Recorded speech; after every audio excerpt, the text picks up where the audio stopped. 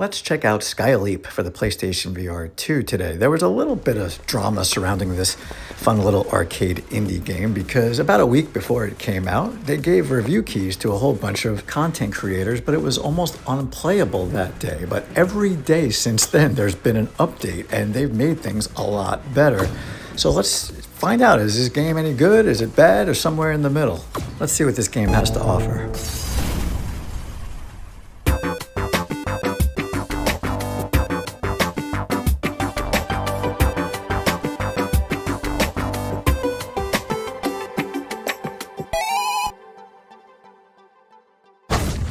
The highly seasoned gamer VR. For now, SkyLeap is a single-player arcade game. There's no multiplayer, but there are leaderboards, so you can compete with your friends. And I highly recommend you play this game standing because you have to swing your arms around to run. But you can play it kind of room scale, and if you want to play it seated, you definitely can. According to the company, this is just the beginning and new modes are coming. Over here it says, we'll keep delighting you with updates. We have lots of ideas for this game. It's kind of a weird thing to say for a game that's already out, but next week we're getting new tracks, new modes, new options. They say their end goal is to just make a great game at a great price, and it is very affordable. I think it's about $12 US, so, keep your expectations in check here. The tutorial is really short and simple. You can walk freely with the left stick, and you can turn your whole body to the side if you'd like, or you can use click turning, or you can use smooth turning. Wave your hands while walking to run. So while you're using the analog stick, you have to take your arms and go like this, which is what makes it a little bit of a workout. So you've got a basic jump, but you also get a double jump.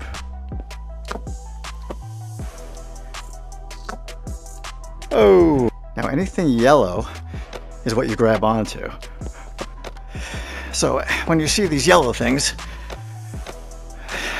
and sometimes they'll come across stuff like this. It's floating in midair.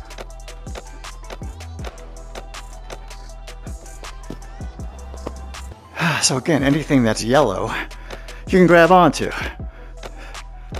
You can also do a little bit of that parkour type wall running. And these, which I think are fun, are basically little rails that you can slide down. I feel like I'm grinding. Whoa! If you see one of these things, you hold L1 or R1 and you can swing across like, a little bit of Spider-Man style, I guess you could say. And you'll fall a lot. And if you see one of these purple ones, they call it telekinetic. But you can pull yourself basically up to them, which is a different mechanic. It's kind of fun. Whoa, that was a bad idea. So for example, I can pull myself towards this and then grab this one over here. If you look down, you can grab a gun. You can even grab a second gun.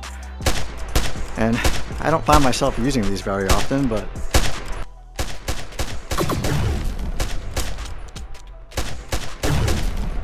you're trying to get to the end as quickly as possible, so to stop and shoot things is just slowing you down. Now, if you can get really good at shooting stuff while you're running, then definitely go for it because you can link up different chains and get more points that way.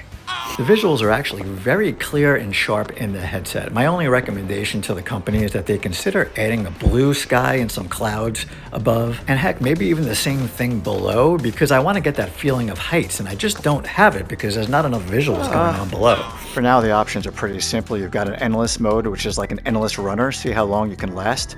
There's a weekly cup, one stage where everybody can compete on the leaderboards every week. And then there's time trials, which to me is the main part of the game. All the different courses that you can try out, and you have a leaderboard that you can compete with everybody on. Customization is just basically your gloves and your pistol cosmetics. And your settings is basic. You can shut off the music and you can turn on snap turning or smooth turning. Hey look, they already added a new mode called chase mode. Let's figure out what that's about. It looks like there's something behind me that's gonna chase after me this time. That's kind of freaky. Oh no. They've added a few new songs, but the music is pretty generic and loopy. Being a musician, I wish I could have done the music myself, but hey, you can always listen to Spotify. You're not going to play this game for 3 hours straight unless you want to fall over, but it's the perfect game to play for about 10-15 minutes at a time. See if you can beat one of your scores, maybe break a sweat. You have to like indie arcade games though, like Toss or To the Top or Sky Climb, all of which might be more polished than this at this point, and Strides is a parkour game that you may enjoy more than this if that's your thing. It might have been a better idea to delay the game maybe 2 more months to keep polishing it up, but they're committed to keep adding to the game, so hopefully it'll just keep getting better. I love their other game, XOCUS, and they've continued to support and improve that game, so I guess they're going to do it here as well. Anyway, I put off my review because they kept updating it, and I didn't want to give it a bad score because I was having fun, and now that it's improved already, I finally can at least give it my opinion. I'll give it a 7.7 for what it is. It's good exercise, it's fun in short spurts, and it does its job. Until next time, I'll see you in VR.